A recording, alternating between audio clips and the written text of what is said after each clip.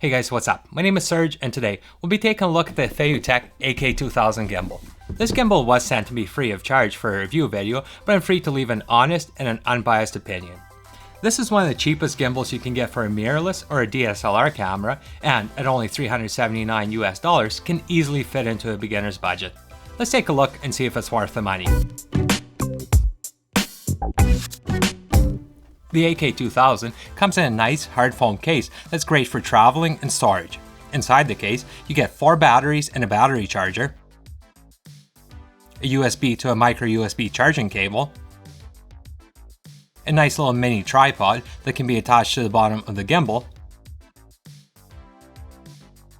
a bunch of different cables for connecting to different types of cameras,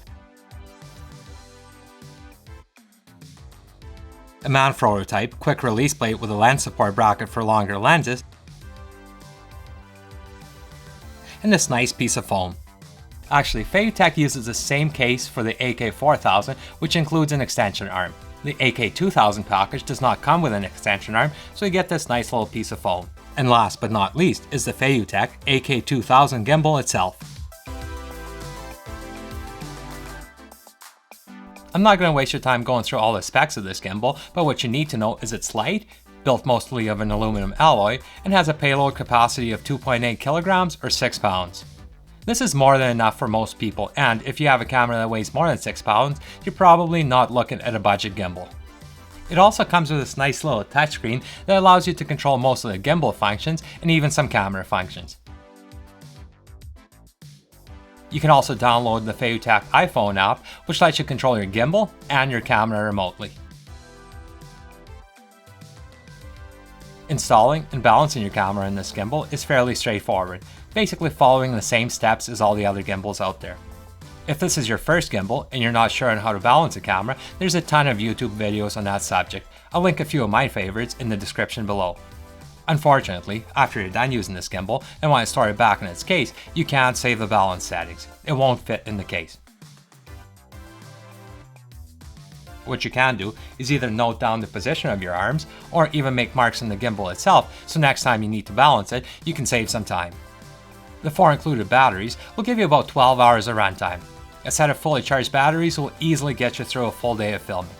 What I don't like about this is you have to use the included charger to charge the batteries. I wish you could just leave the batteries in the gimbal and plug it in with a USB cable.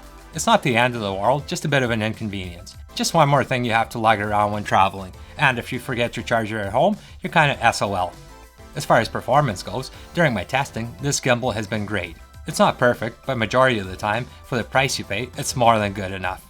With a properly balanced camera, I'd say about 99% of the time it performs just as expected.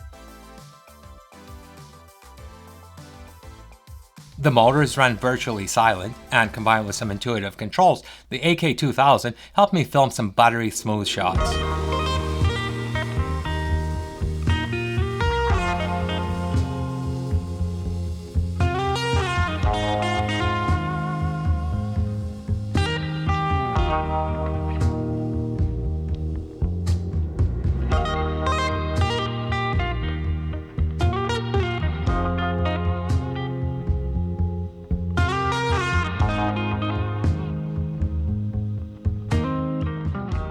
When I first started using this gimbal, if you held it at a certain angle, there was some noticeable motor vibration.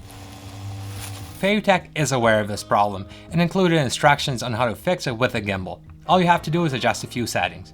After the adjustments have been made, the vibration is gone. Another issue I came across is when you get a little too crazy with the gimbal movements, sometimes the AK2000 gets a little bit confused and you end up with your camera upside down. This is easily fixed by powering down your gimbal, flipping the camera, and powering it back on. I've been testing this gimbal for a few months now, and this only happened to me a handful of times, so once again, not that big of a deal.